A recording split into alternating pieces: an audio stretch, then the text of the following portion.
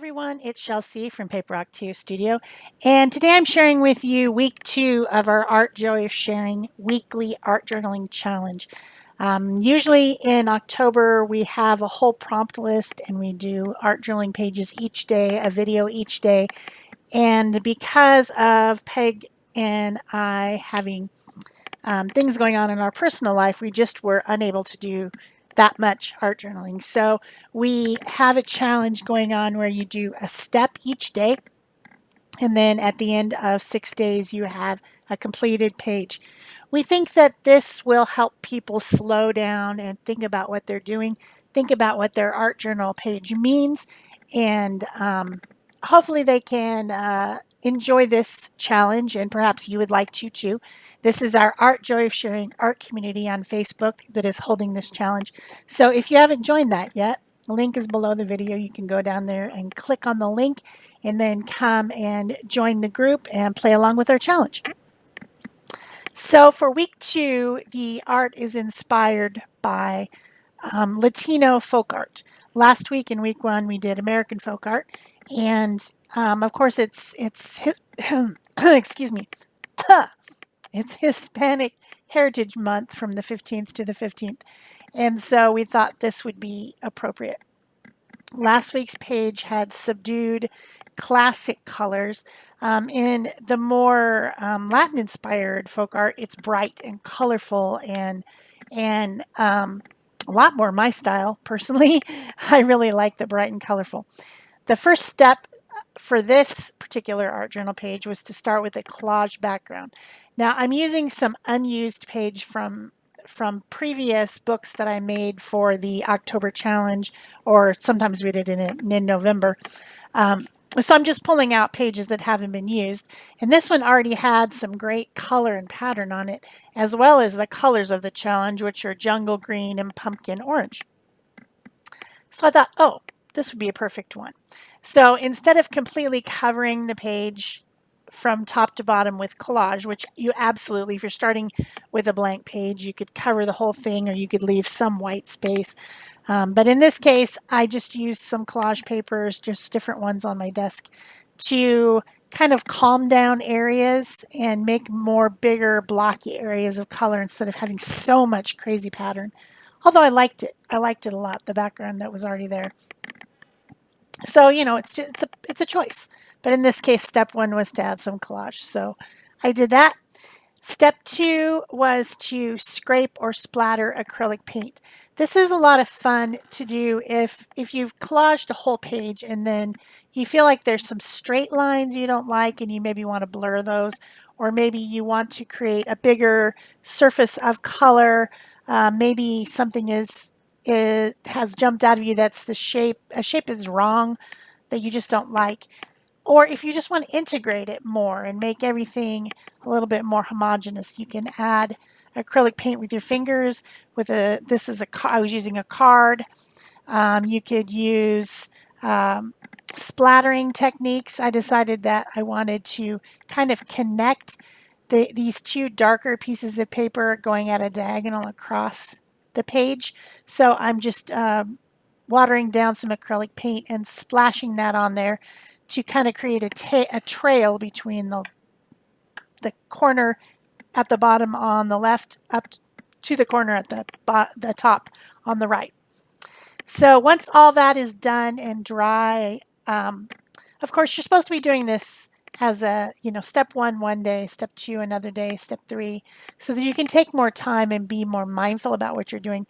So there shouldn't need to be any drying because you would just leave it on your desk to dry.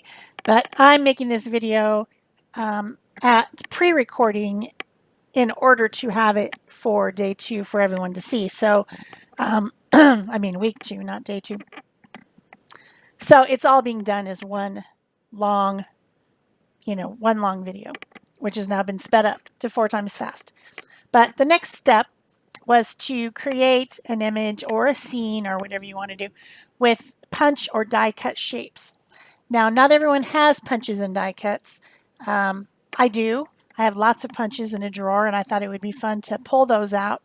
And I was thinking about the Mexican holiday of Day of the Dead, or Dia de los Muertos. This is something that's celebrated a lot where I live in the the southern Arizona desert. There's lots of Latino people here, and there's a parade downtown with puppets and all kinds of things. And I think this is a fantastic holiday. It is all about celebrating the lives of people who have passed. It happens in at the end of October or early November, depending on the year, and there's altars that are made, and you set out your loved one's favorite things, like their favorite drink and their favorite, food, and just honor those lives that have passed and remember them. Because sometimes we get a little bit overwhelmed with, not remembering and getting on with our lives, and it's just a beautiful holiday. So that's what I was thinking about. If you've ever been to a parade for this holiday, there's puppets. There's big marionette type puppets that people have created, and sometimes they're really tall, and they're generally skeletons. There's also these little sugar skulls that you can buy that are a treat that has been decorated really brightly on the skull. There's all kinds of really interesting stuff, and people dress up or paint their faces, walk in the parade, carrying photos of their loved ones. It's a great holiday. So I decided to use some punches that I had, circles.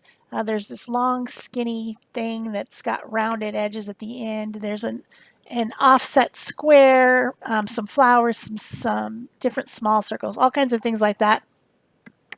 And then in some cases, punching out the piece and then altering it. Like for the rib cage, I used that long one with the rounded edges, but then I cut it in half so that it wasn't as fat. Sometimes you just use parts of the punch, like I just did. I punched out little triangles by just using the corner of that square punch. This one is a slot. It's like, kind of similar to that other larger one, but smaller to make the mouth. Little punch to make the dots. You could also use dies that you might have, or pre-cut shapes that you might have. Or if you don't have any of that stuff, feel free to use a drawing that you've made or a stencil to cut out a shape, and then that becomes a cut shape. The idea is just to create a cut shape over the top of your background for your focal image. You could also even cut out pieces of magazine images and collage those together to make something interesting for this theme if you want to. It's up to you. So I created a little skeleton dude. That's to represent my father who has passed on. And he never really wore a top hat, but he did wear a bow tie. I don't think he had a top hat. He would have worn it if he had. But he did have a Scottish cap that was made with the tartan from our family. And I maybe should have put that on there, but I was messing around with the punches and having fun with punching papers. So the paper that I used to make the skeleton is watercolor paper scraps from when I've been cutting down. I think it was probably when I was either cutting to make cards or cutting to make little ATCs. I have leftover scraps of that paper. So that's what I used. And then I used some black text weight paper to do the details. And then now I'm just grabbing out some other deli paper that has painted paint that I scrape. I use deli paper for my underpaper to keep my silicone mat somewhat clean. And then when it gets dirty, I just set it in a pile. And then when I'm making a painting with acrylic paint or something, or I have a dirty stencil or something, I use that paper to not waste the excess paint that whatever paint. So that one has been scraped. I just took a scraper and scraped excess paint that I had on my palette onto that paper. So now I'm punching it using a leaf and a couple different flower punches, and I've got all these little flowers. When you make your altars during Dia de los Muertos, the most popular flower is the marigold. And I'm not really sure of the reasoning behind that. And I think I looked it up once, and then I forgot. I can't keep everything in my brain. It falls out the ears. But it's a bright yellow and oranges. And then, of course, it's got green, kind of spiky leaves. So I thought that the punches that I pulled out represented it pretty well. And that's the colors I'm using. I threw in a little bit of pink because why not? And there's pink in the background. There's not really any, I don't think there's any pink marigolds. But marigolds are useful. I have planted them in my raised bed with my tomatoes because the smell of them seems to repel bugs. They don't like it. So, useful plant. They're kind of stinky though. So once I have everything glued down, I'm going to move on to the next step, getting out my Stabilo pen. Now, the step 4 and step 5 are two separate steps, and I kind of mixed them together, and you'll see me going back and forth. Step 4 was to use pencil or marker to add detail to your image, and this is when you're using, you know, when you punch out a circle, it just looks like a circle, right? Maybe you put some other punches on it, but it doesn't really look like anything. But you can add detail to it and make it into a soccer ball or make it into something else using markers or pencils, and that's what this step was about. However, I kind of jumped into the next step, and I was going back and forth. The next step is to add shadows and highlights, and I'm doing that with I'm adding shadows with my Stabilo All pencil, which is a water-soluble pencil, and I just love going around collaged shapes on my page and adding a shadow around the edge by blending out that pencil, because it really makes whatever you stuck on the top stop looking like some type of sticker and start looking like something that's integrated into the page. And so that was what I was doing, and I was distracted by the flowers and leaves because they kind of blended into the background before I put the shadows and highlights on. So I was starting to do detail over here, and then I got distracted and went over to the other side, and I was doing shadows, and it's supposed to be 2 different days, 2 different steps. But if you get confused like me and you mix it all together, whatever. So I did add some detail to those shapes using the Posca pins. These are acrylic paint pens, and I put yellow centers in them to, because a punch doesn't have a center.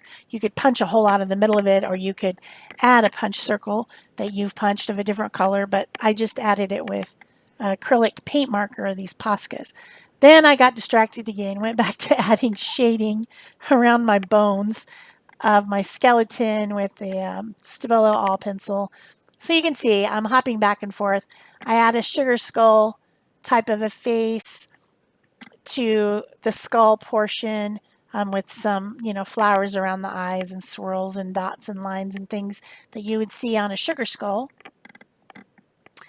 And I think I ended up thinking I needed another flower. I don't know what's going on there. But anyway, I'm adding all the detail. That's what I'm doing, is adding detail. Shadows, highlights. The highlights are added with a white Posca pen. That's, of course, an opaque white acrylic pen, so it makes it nice to draw over the colors and have like a little sparkle of white on there. So, yeah.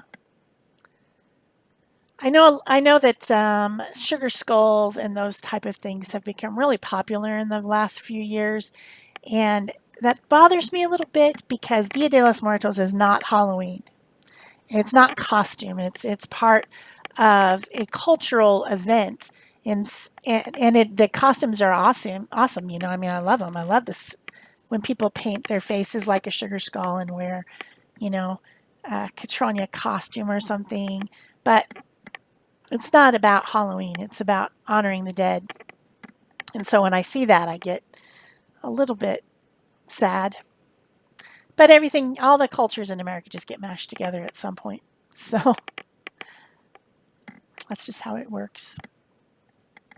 Add a little white flower to the hat. I'm just about done with this step. I do grab some ink and I add a shadow around the whole outer edge of the page, darkening and making kind of a little bit of a vignette around the outside. I decide that my little skeleton needs a heart, and so I punch out a heart shape. But it's all about making the focal images in the scene detailed and interesting, even though they're just made out of punch shapes. So that was fun. The final step, I guess I'm still doing it. There, I added another flower up there because I thought I needed one. I don't know. and I'm adding the shadows and highlights to it. And I just continue. I'm adding some little vines to, well, I did add with green some vines to connect all the flowers and leaves together. And my little fence was made out of the edges of a spiral piece of paper where you remove it from the spiral, has punched holes in it. I thought it was kind of cool. I made a little fence out of it. Something I found in my stuff. So the final step is to add a phrase or words or something like that. And it says to cut them out. And I think when I was designing the challenge, I thought it would be fun to do like ransom letters where you take different sizes and fonts and colors of letters to create a word or a phrase cut out of like magazines or newspapers or something. But instead, I decided to use these sticker letters that I had, color in stickers, but I didn't have enough E's. I wanted to put the word remember because this holiday is about remembering the ones who've passed and our ancestors and things like that. And so didn't have enough E's. Remember has a lot of E's in it. And these sticker letters that you get sometimes just don't have enough of the vowels in them. So I had one large E, I used that, and then I had these other stickers they have black squares with a white sticker, and so I put in a couple of those E's. And then the last thing to do, oh, and I had to make something into an R because I didn't have an R for the end, but I just cut it out and altered it a little bit. So stuck those down, and then I came back in with some Posca pens and colored in the letters because they're just, a black outline of a letter with the idea that you're going to either Zentangle it or color it or something and make it more interesting. So I hope you guys have enjoyed this art journal page for week 2 of the October week challenge from Art Joy of Sharing. And I know I don't have a lot of videos. I'm extremely busy caretaking, and yeah, I just haven't had time to do much art. I had to do this because I had to do it for Art Joy of Sharing. So anyway, like, comment, subscribe, share, anything you want. And I will see you next week at least, if not sooner, with week 3. Bye-bye.